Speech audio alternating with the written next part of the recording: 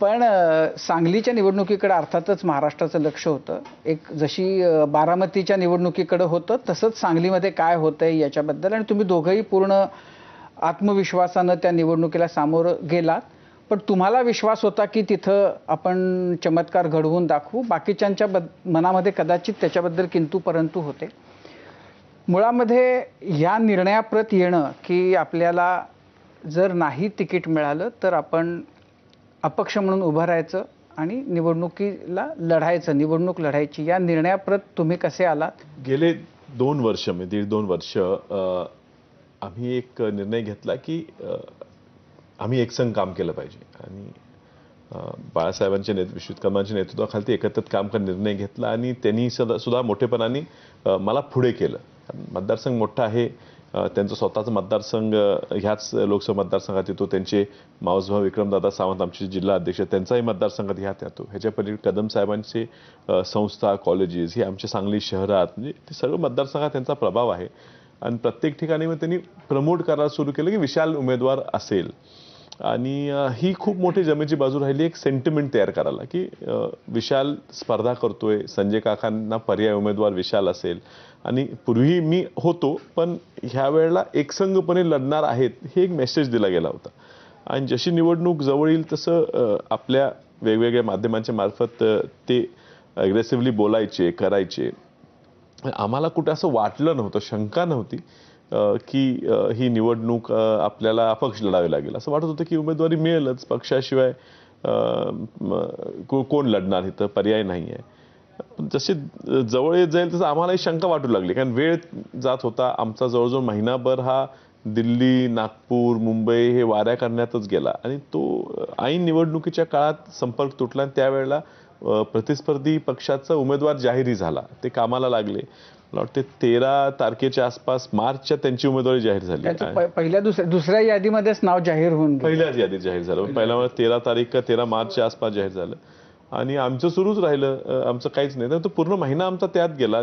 जोपर्यंत कळेल की तिकीट मिळणार नाही तोपर्यंत खूप बाहेर राहिलो. तर आम्हाला सगळ्यांनाच असं वाटत होतं कदाचित संपर्क तुटलाय, लोकांना आवडलेलं नसेल, लांब राहिलेला उमेदवार आहे. पण जेव्हा आम्ही परत आलो, म्हणजे हे सगळं झालं आणि आम्ही सगळे परत आलो आणि मग मतदारसंघात लोकांना भेटायला लागलं, मग ते जाणवायला लागलं की हा आम्ही केलेल्या 2 वर्षाचं मेहनत ही काय वाया गेलेली नाही आणि खूप अंडर करंट आहे आणि लोक ऐकायला तयार नाही. त्यानंतर खूप काय घडलं, ते प्रेशर टॅक्टिक्स नाही उभारलं पाहिजे.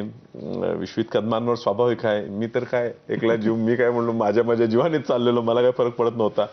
त्यामुळे माझ्याकडे कुठलं पद नव्हतं, त्यामुळे घाबरायचं कारण नव्हतं. पण आज बाळासाहेबांना भविष्य आहे काँग्रेसमध्ये, ते पदावर आहेत, पक्षाची मोठी जबाबदारी आहे, पक्षाचे राज्याचे कार्याध्यक्ष म्हणजे प्रदेशाध्यक्ष कार्याध्यक्ष राहिलेले आहेत आणि त्यांच्याकडनं अपेक्षा होते आघाडी धर्म त्यांनी पाळला पाहिजे आणि त्यांच्यावर खूप प्रेशर होतं.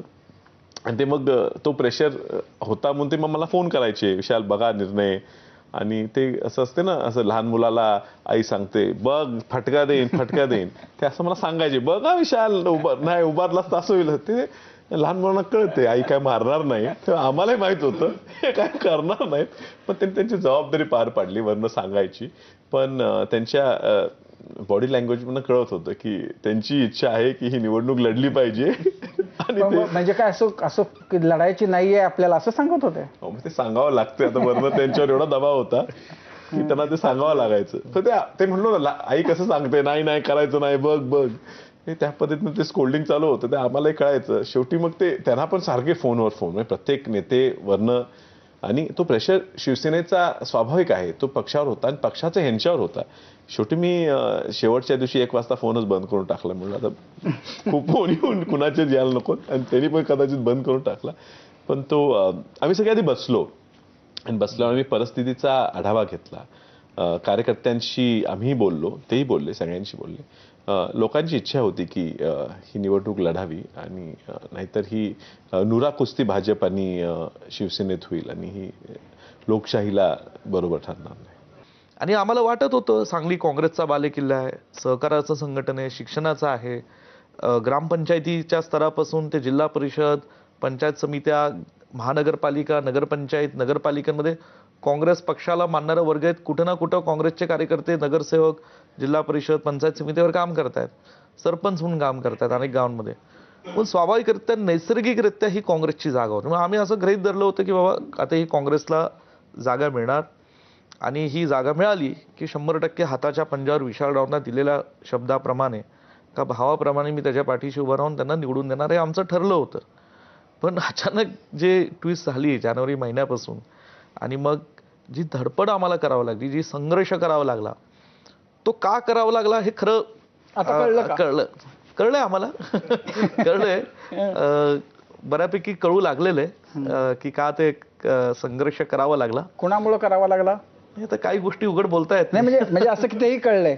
अं? कुणामुळे करावा लागला, का करावा लागला, सगळ्या प्रश्नांची उत्तरं मिळाली. आम्हा दोघांना त्या प्रश्नांची उत्तर मिळालीच, पण मला असं वाटतं आमच्याहून अधिक महत्वाचं हे की सांगली जिल्ह्यातल्या लोकांना त्या प्रश्नांची उत्तर मिळाली की हे कुणामुळे घडलं म्हणून. तुम्ही दोघं जण म्हणजे या निवडणुकीनं म्हणजे सांगली जिल्ह्यातले 2 तरुण नेते एकदम निवडणूक झाल्यानंतर मॅच्युअर प्रौढ नेते म्हणून त्यांचं रूपांतर झाल्याचं आता बघायला मिळतंय.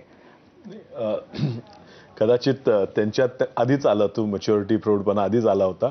मला जरा अजून थोडं शेवटचं कुकिंग जे म्हणतो ना, अगदी तळून सळाकून म्हणतात, ते शेवटचं राहिलं होतं की ह्या निवडणुकीच्या तिकिटाच्या प्रयत्नातच ते सगळं माझं पक्वता तयार झाली. त्यामुळे नेहमी श्रद्धा सबुरी माझं 20 वर्ष सबुरी ठेवली, अजून ठेवूया. या निवडणुकीमध्ये अशा चर्चा होत्या की चंद्रहार पाटलांना जयंत पाटील मातोश्रीवर घेऊन गेले, त्यांनी चंद्रहार पाटलांना शब्द दिला होता. किती चर्चा होत्या हे खरं आहे. हे बघा, मी खूप वेळा सांगितलं की आपण सगळी आम्ही टीव्ही पाहतो, तुमच्याकडनंच ह्या बातम्या कळतात की 40 आमदार का सोडून गेले. तर ते 40 आमदारांना विचार तुम्ही का सोडून गेला, ते म्हणतात अहो भेटच मिळत नव्हती, उद्धवजी भेटतच नव्हते, आम्हाला संपर्कच नव्हता. मग आता अशी तक्रार असताना एखादा व्यक्ती मुंबईत पोचतो, उद्धवजींना भेटतो, उमेदवारी जाहीर करून येतो, एवढ्यापर्यंत पोचतो, तर म्हणजे असं कुणाला तरी सहजासहजी जाऊन भेट होत नाही, आमदारांनाच भेट होत नाही आणि पैलवान जाऊन भेटून आला म्हणून लोकांना संशय येणं स्वाभाविक आहे. आता ते खरं किती हे नाही सांगता येणार, पण संशय हे लोकांनीच काढला की एवढा कसं काय पोचला, आमदार खासदार भेटू शकत नाही ज्या व्यक्तीला, अशा व्यक्तीला हे सहजासहजी कशी भेटले, ही चर्चा होती. पण काय चुकीचं नाही आहे, मी ते कुठल्या कारणासाठी भेटले होते माहित नाही, पण भेट झाली असावी. कसं सहकार्य, सगळे तुम्ही एकत्र होते का?